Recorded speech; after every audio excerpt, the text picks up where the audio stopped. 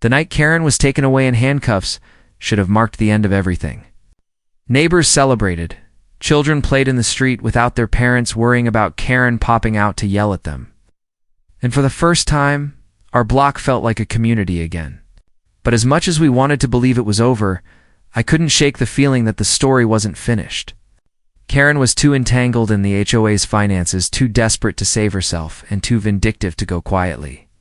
My gut was proven right only a few days later when news broke that the City Council's investigation had uncovered not just her personal theft from HOA funds, but also links to a chain of fraudulent contracts spanning years. Construction companies had been paid tens of thousands of dollars for repairs that were never completed. Landscaping companies billed the HOA for work that hadn't been done, and inspectors signed off on reports without ever stepping foot on the properties.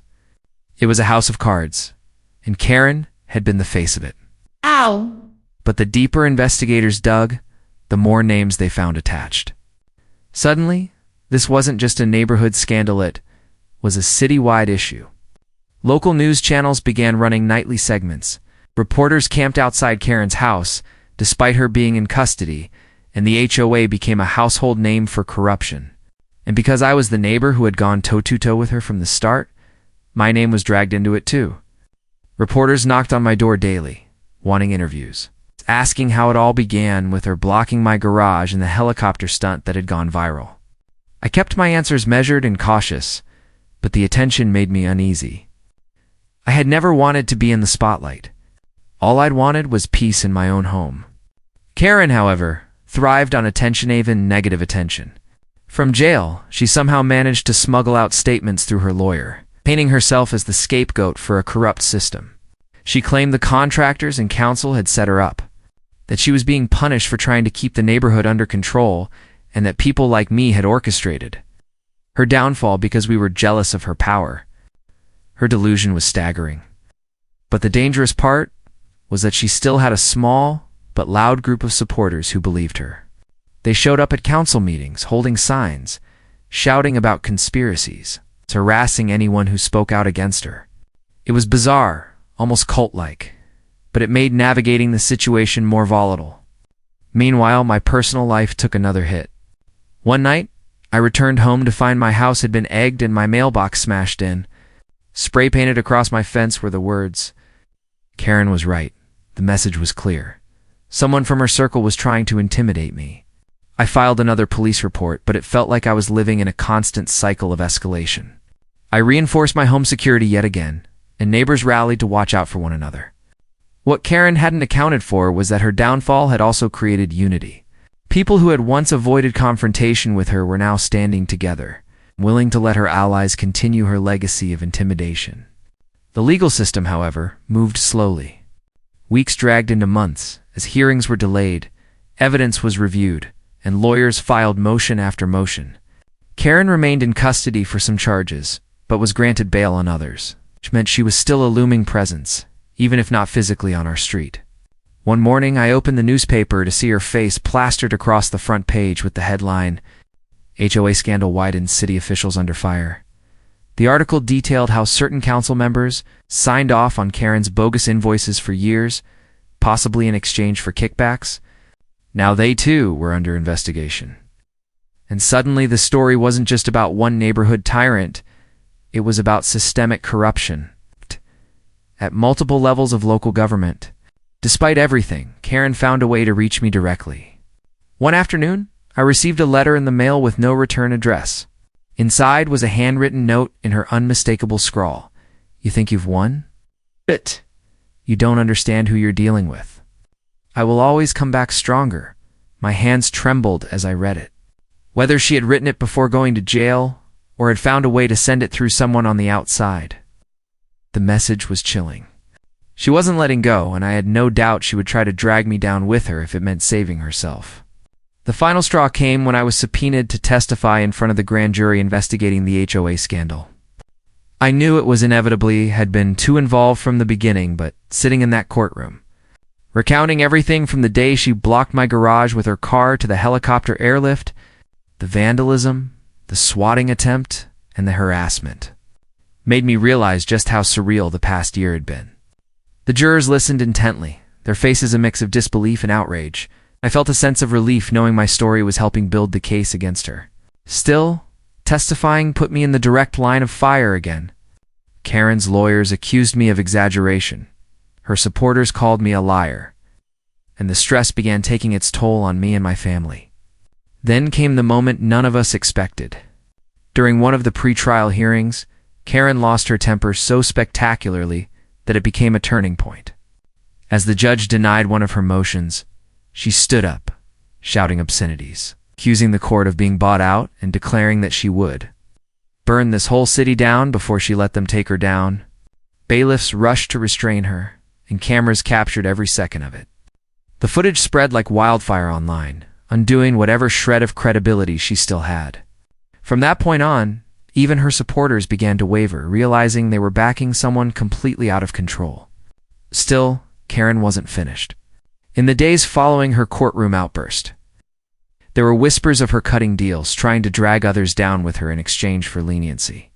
Contractors, city officials, even other HOA board members were suddenly under scrutiny as she spilled names and detailed schemes. What struck me was how deep it all ran. Karen had been the face, but the rot had spread far beyond her. The city was forced to launch a sweeping reform of how HOAs were regulated, and lawsuits piled up from homeowners who had been wronged for years. What had started as one woman's obsession with control had exposed a web of corruption that would take years to untangle. As for me, I tried to find moments of peace amid the chaos. I rebuilt the parts of my home that had been vandalized, reconnected with neighbors who had once kept their heads down, slowly began to feel a sense of normalcy returning. But I never let my guard down completely. Karen's threats echoed in my mind, and though she was losing battles in court, I knew she was the kind of person who would never stop scheming. Her pride wouldn't allow her to accept defeat gracefully. The neighborhood, though, had transformed. The unity forged through surviving Karen's reign of terror was something no one wanted to lose. Block parties returned, kids rode bikes down the street again, and people laughed freely without worrying about fines or harassment. The mayor himself even visited once, thanking me for helping expose the scandal and assuring residents that reforms were on the way. It felt surreal to shake his hand. Knowing all of this had started with one selfish act, Karen blocking my garage because she thought she could. Yet as the trial date drew closer, the unease crept back in. Karen had shown time and again that when cornered, she lashed out in dangerous and unpredictable ways. And though she was facing more charges than anyone could count, I couldn't shake the feeling that she had one last trick up her sleeve, one final desperate move that would shock us all. The fallout from the city council meeting rippled through the neighborhood like a shockwave. And for the first time in years, Karen's stranglehold on the community began to weaken in visible ways. Neighbors who had previously scurried away whenever she marched down the street with her clipboard now whispered openly about her lies. And some even confronted her directly. The video of her SUV dangling beneath the helicopter had become the defining image of her reign. A humiliating spectacle replayed endlessly on local news and in online memes. She had gone from feared tyrant to laughingstock almost overnight. And it was clear the cracks in her empire were spreading faster than she could contain them. Yet if I had learned anything about Karen, it was that she was not the type to surrender gracefully. She was like a cornered animal, now wounded, humiliated, and desperate to reassert her dominance. And when people like her get desperate, they get dangerous. At first, her retaliation came in small, almost laughable forms.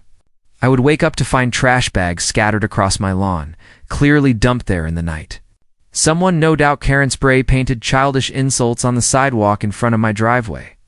At one point, a dead plant mysteriously appeared on my porch with a note that said HOA violation taped to it. These petty attempts only made her look more unhinged, and the neighbors began laughing about her antics instead of sympathizing with her. But then the games escalated. One evening I came home to find my mailbox smashed in, the metal bent like it had been struck by a bat. Another night I heard the distinct sound of someone rattling my backyard gate at 2 a.m. By the time I turned on the lights and looked outside, whoever it was had vanished. But the implication was clear.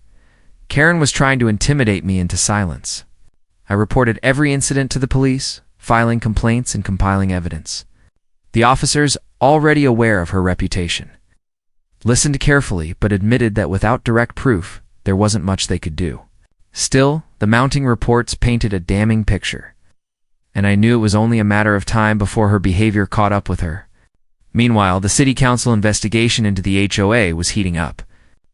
Auditors had been called in to review the financial records, and rumors swirled that thousands of dollars in HOA dues were unaccounted for. Neighbors who had always suspected Karen of skimming money for her own benefit now had reason to believe it. Suddenly, the very people who had once been her loyal supporters were turning on her, demanding answers she couldn't provide. The pressure was clearly eating away at her. I'd see her pacing her yard late at night, phone pressed to her ear, shouting angrily at whoever was on the other end. Sometimes she'd stand at the edge of my property just to glare at me, muttering under her breath.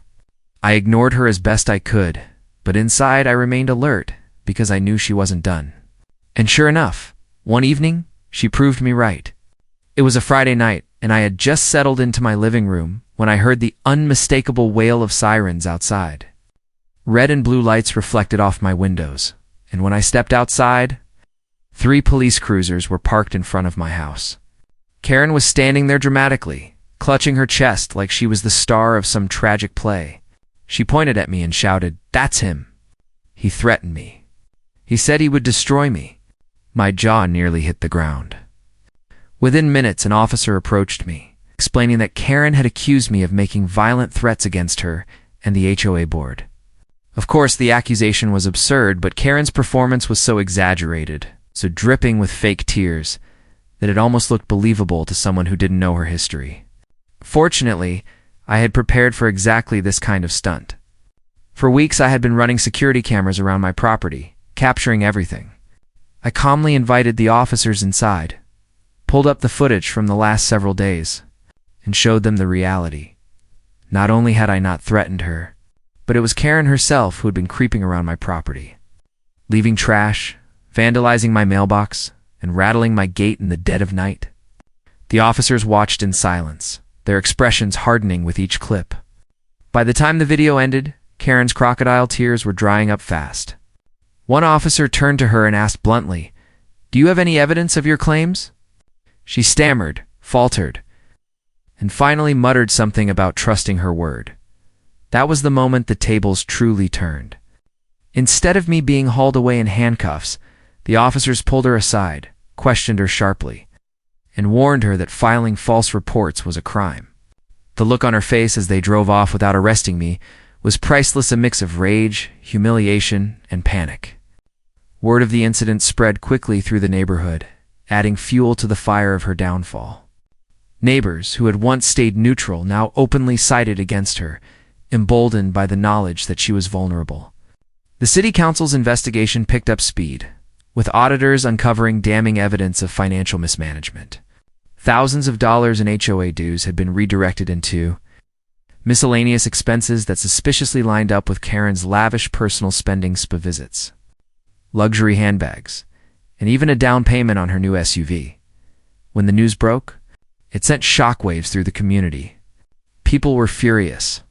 Not only had she abused her power, but she had literally stolen from the very people she claimed to represent. For me, the satisfaction of watching her empire crumble was immense, but I knew it wasn't over yet. Karen wasn't the type to go down quietly. She still had her pride, her stubbornness, and her desperation, and those 3 things combined made her unpredictable.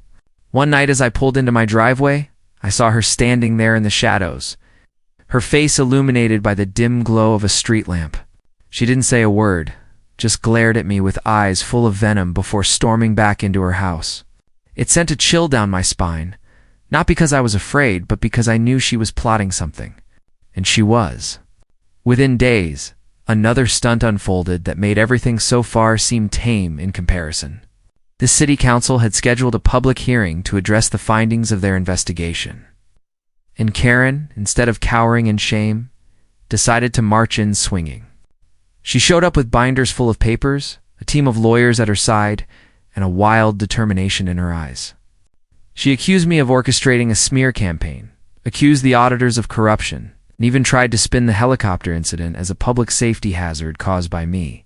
But what she hadn't counted on was just how much evidence was stacked against her. Witness after witness came forward, neighbors sharing stories of her intimidation tactics, auditors presenting receipts of her embezzlement, and even former HOA board members admitting she had pressured them into silence. As I sat there watching her unravel, I realized this was more than just a battle between me and Karen. This was the unraveling of a tyrant who had held an entire neighborhood hostage for years. And though she was still fighting tooth and nail, the walls were closing in. Every lie she told was met with hard evidence. Every accusation she hurled was dismissed as desperate deflection. By the time the hearing ended, it was clear Karen's days as queen of the HOA were numbered. But if anyone thought she would accept defeat gracefully, they didn't know Karen. She still had one final card to play. One last desperate act that would drag not just me but the entire neighborhood into chaos. And as much as I had prepared for her antics, I could never have predicted just how far she was willing to go to cling to her crumbling throne. The night after the public hearing, the neighborhood was buzzing with an energy I hadn't felt in years. People were gathering in small groups on sidewalks, laughing, venting, and most importantly, celebrating the fact that Karen's power seemed to be slipping away. For the first time, I saw my neighbors smile without glancing nervously over their shoulders. And it was refreshing to witness the fear she had instilled for so long finally dissipating. But beneath the laughter and relief was an uneasiness I couldn't shake. Karen was not done. Her pride was too big, her grip on control too strong, and her anger toward me too personal. If the helicopter incident had humiliated her, and the council hearing had exposed her, then the only thing left for her was revenge. And revenge, I knew, would not be subtle. That suspicion was confirmed just a few nights later when I was jolted awake by the sound of glass shattering. Heart pounding, I jumped out of bed and grabbed a flashlight, scanning the dark corners of my living room. A brick lay on the floor, surrounded by shards of broken glass, with a note taped to it in messy handwriting that said, "This isn't over." My chest tightened as I realized Karen had escalated from harassment to outright violence. I called the police immediately, and within minutes, officers were at my door. They examined the brick, the window, and the note. And while they were sympathetic, once again they told me the same frustrating truth, without direct evidence. There was little they could do beyond filing a report. I showed them my security camera footage, but this time Karen had been careful. She had approached from an angle that avoided the cameras entirely. The next day, as I was boarding up the broken window, I saw Karen standing on her porch sipping coffee as though nothing had happened. Our eyes met, and she gave me a slow, mocking smile before turning back inside. It was then I knew she was daring me to fight back, trying to provoke me into making a mistake that would shift the narrative back into her favor. But I wasn't about to give her the satisfaction. Instead, I doubled down on my preparations. I installed more cameras, hired a private security company to patrol the neighborhood, and began quietly documenting everything. Not just for myself, but for the growing number of neighbors who had experienced similar harassment from Karen over the years. Meanwhile, the city council's investigation into the HOA reached its climax. Auditors had completed their review and were ready to present the final report. Rumors swirled of criminal charges, embezzlement, and fraud. And it became clear that Karen's control over the HOA treasury had not just been sloppy, it had been outright criminal. People who had once feared her wrath were now eager to see her punished. The day of the final council meeting, the town hall was packed to the brim, with reporters crammed shoulder to shoulder alongside residents eager to watch the downfall.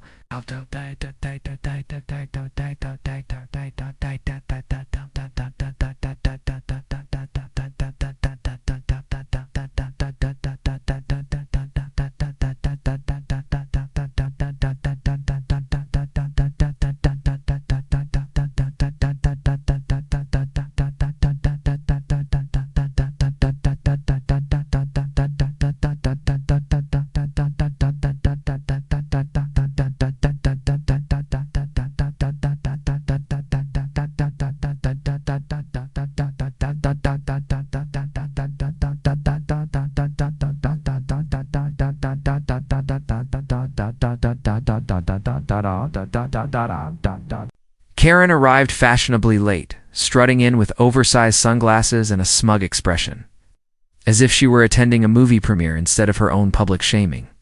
Her lawyers flanked her like bodyguards, carrying boxes of documents they claimed would clear her name. But from the moment the meeting began, it was obvious she was out of her depth. The auditors presented spreadsheets, bank statements, and receipts showing thousands of dollars siphoned off into personal expenses. They showed evidence of HOA checks written out directly to Karen, as well as HOA funds being used to pay for luxury vacations, salon treatments, and shopping sprees. Every detail hammered another nail into her coffin, and the murmurs of outrage from the crowd grew louder with each revelation. Karen tried to defend herself, claiming she had used the money for community-related expenses, but no one believed her. When the council asked her to explain why HOA funds had been used to purchase designer handbags, she stammered and deflected, accusing the auditors of fabricating evidence. Her lawyers, clearly frustrated, tried to spin it as a misunderstanding, but the evidence was overwhelming. By the end of the night, the council announced that the matter would be referred to law enforcement for potential prosecution, and that Karen was officially removed as HOA president effective immediately. The room erupted in applause, with neighbors cheering and clapping as Karen stormed out, her face twisted in rage. It should have been the end of the story, but with Karen, nothing was ever that simple. The very next day, I came home to find something shocking. My entire driveway blocked once again, not by Karen's SUV this time, but by a massive moving truck parked diagonally across it. The driver, a confused young man, told me he had been hired by the HOA president to deliver furniture to my house. When I explained that I hadn't ordered anything, he showed me the invoice, and sure enough, it listed my name and address. The furniture itself was hideous, outdated pieces that looked like they'd been dragged out of a thrift store. It was a prank, but one that showed Karen was still willing to go to ridiculous lengths to harass me. I had the truck driver move on, but the point was clear. She was escalating again. That night, my phone rang, and when I answered, there was silence on the other end, just heavy breathing. I hung up, but the calls kept coming, again and again, from blocked numbers. Then came the letter's handwritten rambling notes slipped under my door, accusing me of destroying her life and vowing that she would take everything from me. It was unsettling, but I refused to back down. Instead, I used each incident to build my case, compiling a thick folder of evidence that would eventually leave no doubt as to who was behind it all. The neighbors rallied around me, too. Some had been victims of her harassment for years and were eager to finally see her held accountable. One neighbor admitted she had been fined nearly $1,000 for leaving her trash cans out a few hours late, only to later discover that Karen had pocketed the money. Another shared how Karen had threatened to have her dog removed if she didn't pay up for a supposed violation. These stories painted a picture of someone who had weaponized the HOA for personal gain. The community was done being her victims. But Karen wasn't finished with her games. A week later, she staged her boldest move yet. Late one evening, I stepped outside to check my mail and found the entire street covered in flyers. Each flyer had my picture on it, with the word criminal stamped across in red letters. Beneath it were wild accusations that I was a scam artist, that I had rigged the helicopter stunt to humiliate her unfairly, that I was under investigation myself. It was pure fiction, but the fact that she had plastered the neighborhood with it showed how desperate she had become. I collected as many flyers as I could, but not before several neighbors saw them and shook their heads in disbelief. They knew the truth by now, and instead of hurting me, the flyers only made Karen look even more unhinged. Still, the danger was real. I could see the wildness in her eyes whenever we crossed paths, the way her hands trembled with barely controlled rage. She had lost her power, her reputation, and soon she might even lose her freedom once law enforcement finished their investigation. That combination made her volatile, unpredictable, and dangerous. I knew in my gut she was planning something big, something that would make all her previous stunts look tame. And though I had done my best to prepare, nothing could have fully braced me for the chaos Karen was about to unleash, not just on me, but on the entire neighborhood. The neighborhood buzzed with excitement and disbelief long after the helicopter disappeared beyond the rooftops carrying Karen's SUV like a trophy of poetic justice. Neighbors who had previously been too afraid to openly defy Karen now whispered loudly, phones in hand, as they replayed the footage again and again. Some couldn't stop laughing. Others shook their heads in disbelief, and a few cheered openly. For once, Karen wasn't in control, and everyone knew it. She stormed down the street like a woman possessed, screeching at anyone who dared smile or chuckle. But her words were drowned out by the chatter of neighbors swapping the videos in their group chats. By the time she stomped back to her house, she was red-faced, sweaty, and clearly shaken. The HOA queen had been humiliated in front of her entire court, and the sting of that would linger far longer than any official punishment. But while the neighbors were busy celebrating, I was focused on the second half of my plan, the delivery of her vehicle to the mayor's lawn. The helicopter company had assured me they would set it down gently in the agreed-upon spot. The mayor's house sat only a few miles away. An enormous colonial mansion with a sprawling yard Karen often bragged about visiting. She had dropped his name at every HOA meeting as though they were lifelong friends, using him as her invisible shield whenever she wanted to push her authority further. So I thought, why not test that relationship? When the helicopter descended on his immaculate lawn with her SUV dangling like an oversized ornament, I knew the fallout would be spectacular. I didn't witness the landing firsthand, but within half an hour my phone began to blow up. Screenshots of local Facebook posts flooded in, showing her car awkwardly sitting right in front of the mayor's ornate fountain. By noon, there were already memes circulating Karen's SUV, photoshopped into scenes of famous movies. Karen herself depicted as a villain losing her grip on power. I spent that afternoon in my backyard listening to the laughter of neighbors drifting through the air. But the moment of triumph didn't last long before Karen came storming back to my door. She hammered her fists against the wood so hard, I thought she might break it, screaming my name like a banshee. When I finally opened it, she was trembling with rage, her hair wild and her voice hoarse. "Do you have any idea what you've done?" she shrieked. That was my car. That was my reputation. I kept my tone calm, savoring the reversal of power. "Correction, it was your mistake for blocking my garage. I simply moved the problem out of the way. The fact that it landed on the mayor's lawn is poetic coincidence." Her eyes bulged. "Coincidence? You're finished. You're done in this neighborhood. The HOA will ruin you. The mayor will ruin you. You'll be sorry." She spun on her heel and stomped away, slamming her door so hard it rattled the siding. But her threats no longer carried the same weight they once did. Within days, the story had spread beyond our neighborhood, gaining traction in the local news. A headline read, "Helicopter airlifts car from HOA feud, deposits on mayor's lawn." Reporters scrambled to get quotes. Neighbors gave colorful interviews, and the footage went viral online. Karen was furious. She tried to spin the narrative, claiming I had illegally endangered the community and damaged her property. But the video evidence showed otherwise. Her SUV had been lifted carefully. No scratches, no dents, no harm. The only injury was to her pride. When she tried to use her supposed friendship with the mayor to rally support, things took another unexpected turn. The mayor, blindsided by the sudden delivery of her SUV onto his prized lawn, was livid. Far from defending her, he distanced himself as quickly as possible, releasing a statement through his office claiming he had no affiliation with the individual in question and calling the incident an egregious misuse of HOA authority. That was when the cracks in Karen's empire began to show. Without the illusion of the mayor's support, her grip on the HOA weakened. Board members who had once parroted her orders began to reconsider their loyalty. Neighbors who had stayed silent out of fear found their voices. People started whispering not about her rules, but about her downfall. Still, Karen wasn't about to back down.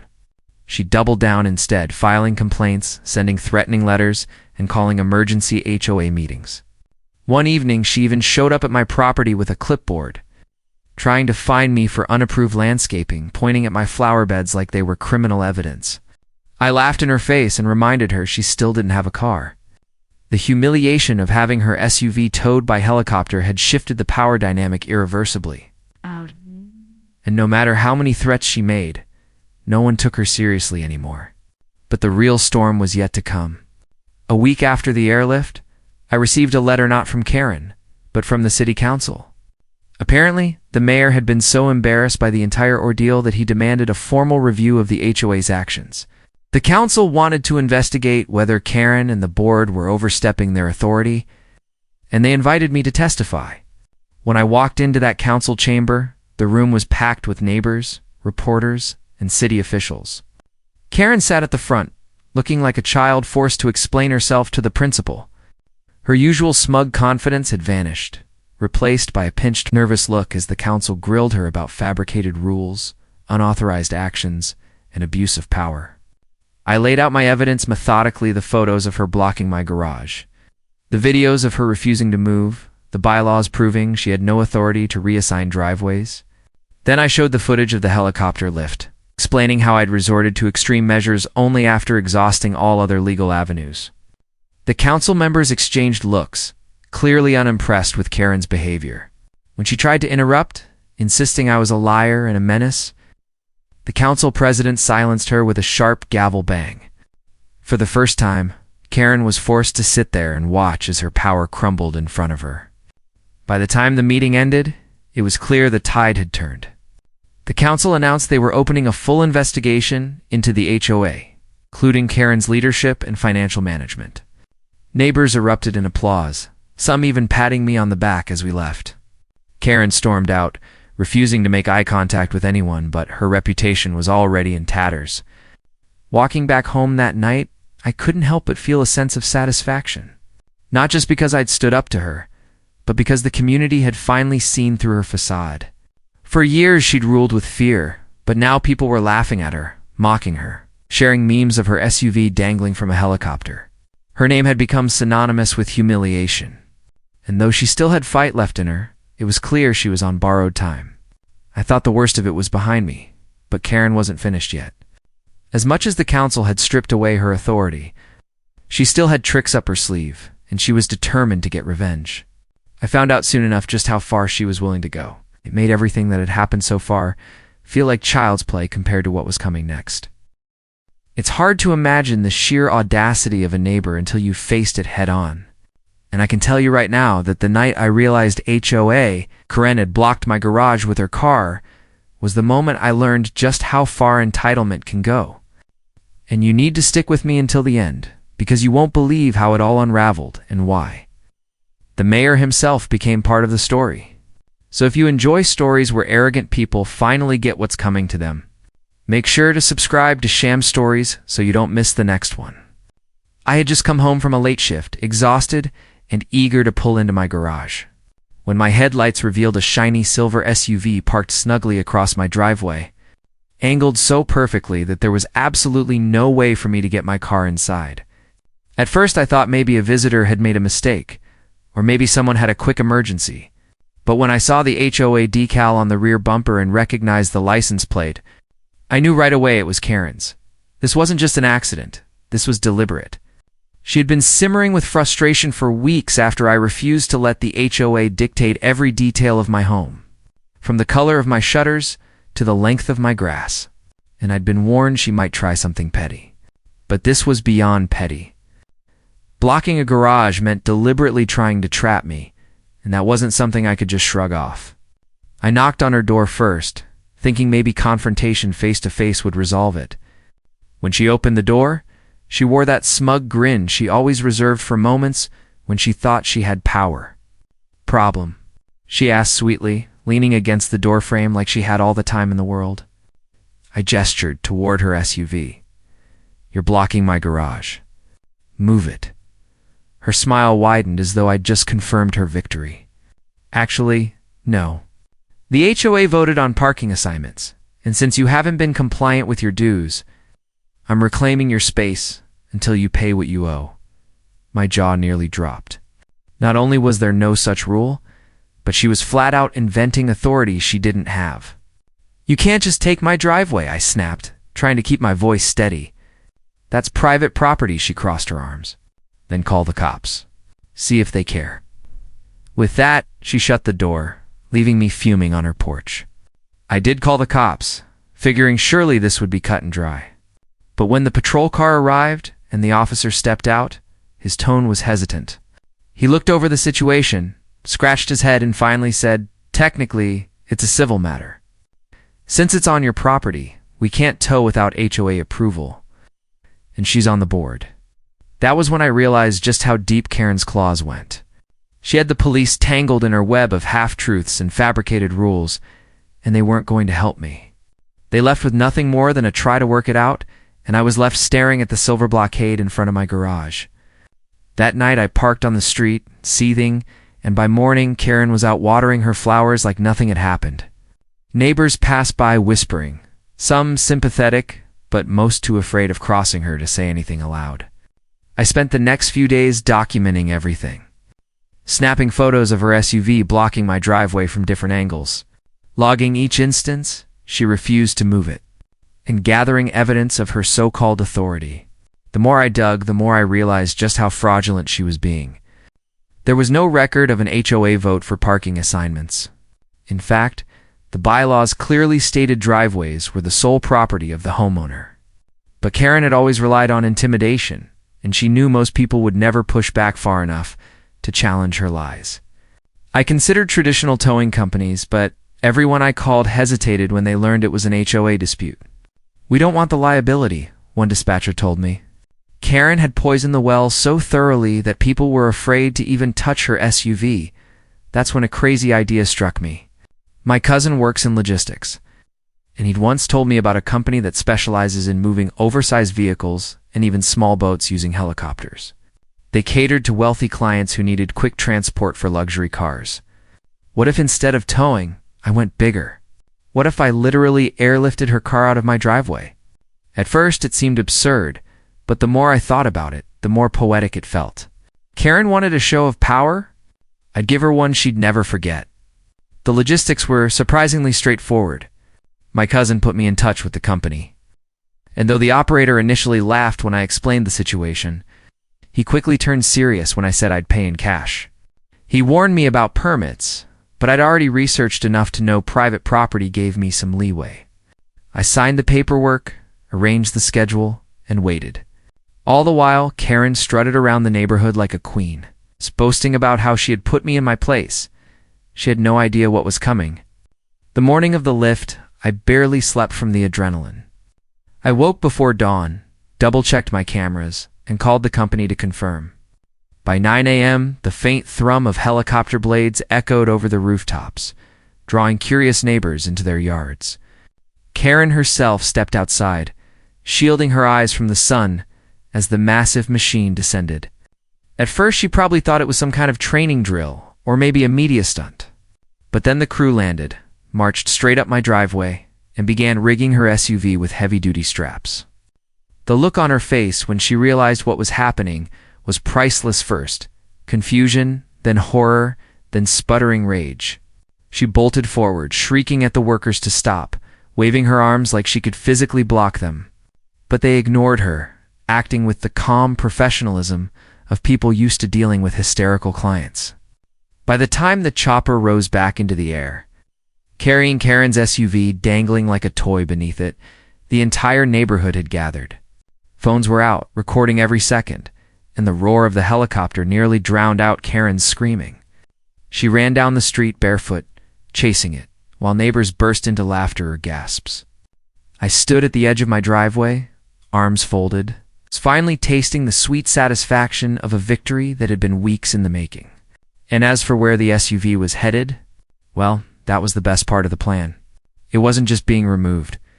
It was being delivered directly onto the manicured lawn of the mayor. The very politician Karen boasted was her personal ally.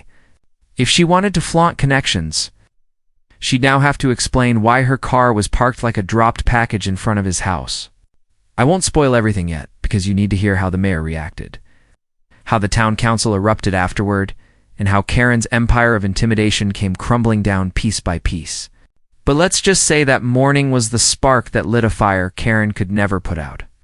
And it all started with one stubborn refusal to let her SUV own my driveway. The trial loomed like a storm cloud, heavy and unavoidable. And though I told myself to be ready for anything, I still underestimated Karen's capacity for chaos. In the weeks leading up to it, the neighborhood had settled into an uneasy calm. People were relieved she was out of power, grateful that law enforcement had finally taken her seriously. But there was also this nervous energy, as if everyone was waiting for her next outrageous move. When the trial began, the courthouse overflowed with spectators, reporters, angry residents who had been wronged by her over the years. I sat in the front row, my heart racing as I listened to the prosecution detail her long list of offenses: embezzlement, harassment, vandalism, fraud, filing false police reports, and more. Each charge was like a hammer driving nails into her coffin, but Karen sat there with her chin high, her smug expression suggesting she still believed she could talk her way out of it. When it was my turn to testify, the courtroom fell silent. I recounted everything. The day she blocked my garage with her SUV, the helicopter airlift, the smashed window, the swatting incident, the vandalism, the forged tow orders, and the constant harassment that had nearly driven me from my own home. I looked her in the eye as I spoke, and for the first time, I saw her facade crack. She shifted uncomfortably, her lips pressed thin, her composure slipping as the weight of her actions was laid bare before everyone. My testimony was followed by dozens of neighbors, each sharing their own stories and fair fines, threats, harassment, and money stolen from the HOA. It was overwhelming evidence, a tidal wave that no amount of denial could hold back. Karen's defense was pitiful. Her lawyers argued she was being scapegoated, that the contractors and city officials were just as guilty, that she had been manipulated into signing things she didn't understand. But the jury wasn't buying it, and neither was the judge.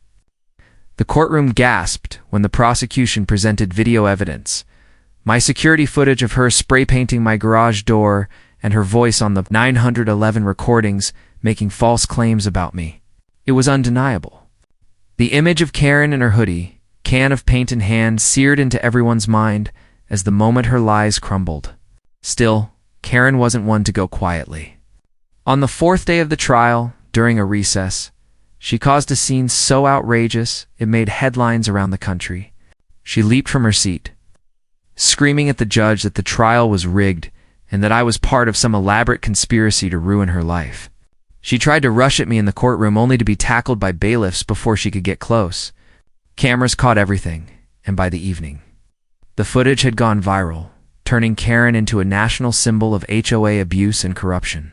Commentators on TV called her the face of suburban tyranny, while memes of her screaming in court flooded social media. Whatever shred of dignity she had left was gone. The verdict, when it came, was swift: guilty on nearly every count. The judge, clearly fed up with her antics, sentenced her not just to prison, but also ordered restitution to the HOA and 2 individual homeowners she had wronged. Gasps filled the courtroom as the sentence was read: years behind bars, thousands in restitution, and a permanent ban from ever serving on any board of any kind. The neighborhood erupted in cheers outside the courthouse, people hugging each other, relief washing over us all. After so long living under her tyranny, we were finally free. But the aftermath wasn't simple. The scandal had exposed corruption far beyond Karen. And as investigations widened, city officials and contractors were indicted too. For months, the news was filled with stories of the fallout, and our neighborhood became the poster child for HOA reform. New laws were passed to limit the unchecked power of HOA boards. Stricter oversight was introduced, and people across the country began sharing their own horror stories. In a strange way, Karen's madness had sparked a movement. For me personally, life slowly returned to normal. My garage was repaired, my car safe, my family finally able to sleep without fear of retaliation. Neighbors who had once been strangers became friends, bonded by the ordeal we had endured together. We held block parties, laughed freely, and rebuilt what Karen had tried to tear apart. But even in those moments of peace, I couldn't completely forget the chaos she had brought into our lives. Sometimes when I walked past her old house, now sitting empty with a for sale sign out front, I could almost feel the echoes of her presence, the shouting, the intimidation, the sheer madness she had inflicted. And yet I realized something important. Karen's downfall had given us all back more than our freedom. It had given us strength. We had stood up to a bully who thought she was untouchable. We had fought back against corruption, and we had won. The memory of watching her SUV dangling from a helicopter, later sitting on the mayor's lawn like a trophy, became a symbol of that victory. It reminded us all that no matter how powerful or intimidating someone seems, they can be brought down when people stand together. As for Karen, the last I heard, she was serving her time in prison, reportedly causing as much trouble there as she had in our neighborhood. But that was no longer my problem. My fight with her was over, and the chapter had closed. Still, I couldn't help but think about how it had all started with one selfish, arrogant act of her blocking my garage. That single decision had set off a chain of events that exposed corruption, toppled power structures, and changed lives forever. It was poetic justice in its purest form. And to those listening now, let this story be a lesson. Never underestimate the consequences of standing up for yourself. Never let a bully convince you they're above the law. Because sometimes all it takes is one act of defiance to set in motion a reckoning that changes everything. So if you found yourself gripped by this battle, don't forget there are more stories like this, more fights against injustice, more tales of unexpected victories. Subscribe to Sham Stories today and join us for the next unbelievable ride. Because trust me, you won't want to miss what's coming next. The tension in the neighborhood reached a boiling point after Karen's stunt with the flyers. And though most of the community had rallied against her, the unpredictability of her behavior left everyone walking on eggshells. Each day, I would come home and half expect to find something new, another prank, another act of vandalism, or another desperate attempt to claw back power. But as much as I thought I was prepared for her antics, nothing could have prepared me for what came next. One evening, as I returned from work, I noticed flashing lights ahead on my street. At first, I thought it was an accident, but as I drove closer, I realized the police were parked right in front of my house. My heart sank, and I rushed out of the car demanding to know what was going on. An officer met me at the curb and calmly explained that someone had called 911, reporting that I was stockpiling weapons in my garage and threatening to harm people. My jaw dropped, stunned at the sheer audacity of it. This wasn't just harassment anymore, this was swatting. A dangerous game where false reports could easily spiral into tragedy. As the officers cleared my garage and realized there was nothing inside but tools, storage boxes, and a couple of bicycles, I saw Karen standing at the end of her driveway with her phone in hand, pretending to be shocked by the scene. She even had the nerve to tell the officers, "Oh, I was so worried." I heard strange noises from his garage at night, but this time the police weren't buying it. They had been to my house too many times, seen too many baseless complaints. One officer discreetly told me they were filing a report and passing it up the chain because false. 911 calls were a serious crime. That was the first moment I saw a flicker of fear cross Karen's face. She realized she had pushed too far, and now the law wasn't just circling her HOA dealings, it was circling her personally. The fallout from the swatting incident spread quickly through the neighborhood. Neighbors who had been hesitant to speak out before were now furious. What if the police had come in aggressively? What if something had gone wrong? They could have hurt me, my wife, or anyone else in the house. The recklessness of Karen's actions galvanized the community, and within days, petitions circulated demanding not just her removal from the HOA, which had already happened, but for her to face criminal charges for harassment and endangerment. People who had once whispered their grievances now spoke loudly, some even giving statements to local reporters who had begun sniffing around the neighborhood, sensing a bigger story. Karen, of course, doubled down. She called anyone who opposed her liars and traitors, and she began walking the neighborhood daily, yelling at people who refused to take down their petition signs or who dared to ignore her. She claimed she was the victim of a witch hunt, that I had orchestrated everything, and that the mayor and council were conspiring against her because they feared her influence. The more she ranted, the more unhinged she looked, and soon the neighborhood was treating her like a pariah. Even her closest allies distanced themselves, unwilling to be dragged down with her. Despite her unraveling, I remained cautious. I had seen how dangerous she could be when cornered, and I had no doubt she was still plotting something. My suspicions were confirmed one Saturday morning when I woke to find the words "payback time" spray painted across my garage door in dripping red paint. It was crude, menacing, and meant to send a message. But what Karen didn't realize was that I had recently upgraded my security cameras. This time I had her caught red-handed. The footage was crystal clear and in the dead of night. Hoodie pulled over her head, can of spray paint in hand, scrawling the words before slipping back toward her house. I wasted no time. I turned the footage over to the police, who had already been compiling evidence of her harassment and false reports. They assured me this would add weight to the case. For once I felt like the tide was truly turning. But Karen, in her desperation, wasn't done lashing out. 2 days later, she made one final, outrageous move. It was late afternoon when I noticed a commotion outside. A tow truck, hired under Karen's name, had pulled up in front of my house and hooked onto my car. When I rushed outside demanding to know what was happening, the driver shrugged and showed me paperwork claiming the car was abandoned and authorized for removal by the HOA president. I laughed bitterly. It was so obviously fake. I showed him my ID, my proof of residence, and explained that Karen wasn't even HOA president anymore. The driver, realizing he'd been duped, unhooked the car and apologized before driving off. But the fact that she had gone so far as to forge documents to try to steal my car was both infuriating and terrifying. That night, the police came to my door again. But this time, it wasn't because of a complaint. It was because of an arrest warrant. They informed me that based on the accumulated evidence, the vandalism, the false 911 calls, the harassment, and now the attempted fraud Karen was officially being charged. I watched from my window as squad cars pulled up in front of her house, lights flashing and officers knocked on her door. She tried to resist, screaming about conspiracies and how everyone would regret crossing her. But eventually they led her away in handcuffs. The sight was surreal. After everything she had put us through, justice was finally catching up. The neighborhood felt lighter almost immediately. People came out of their homes that evening, some even cheering as the police cars pulled away. One neighbor brought over cookies, another offered to help repaint my garage. And for the first time in months, there was a sense of peace. But even as relief washed over me, I couldn't help but feel that Karen wasn't truly gone. She was facing charges, yes, but people like her rarely give up without one last desperate swing. And as it turned out, the storm she was about to unleash wasn't finished yet.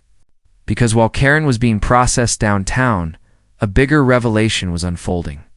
The city council's investigation into the HOA's finances had unearthed not just her embezzlement, but evidence of a larger scheme involving shady contractors, fraudulent invoices, and possibly even collusion with officials who had looked the other way for years. And while Karen was at the center of it, she wasn't the only one implicated. What had started as one woman's harassment campaign was about to explode into a scandal that reached far beyond our neighborhood, and I, unwillingly, was standing right at the heart of it.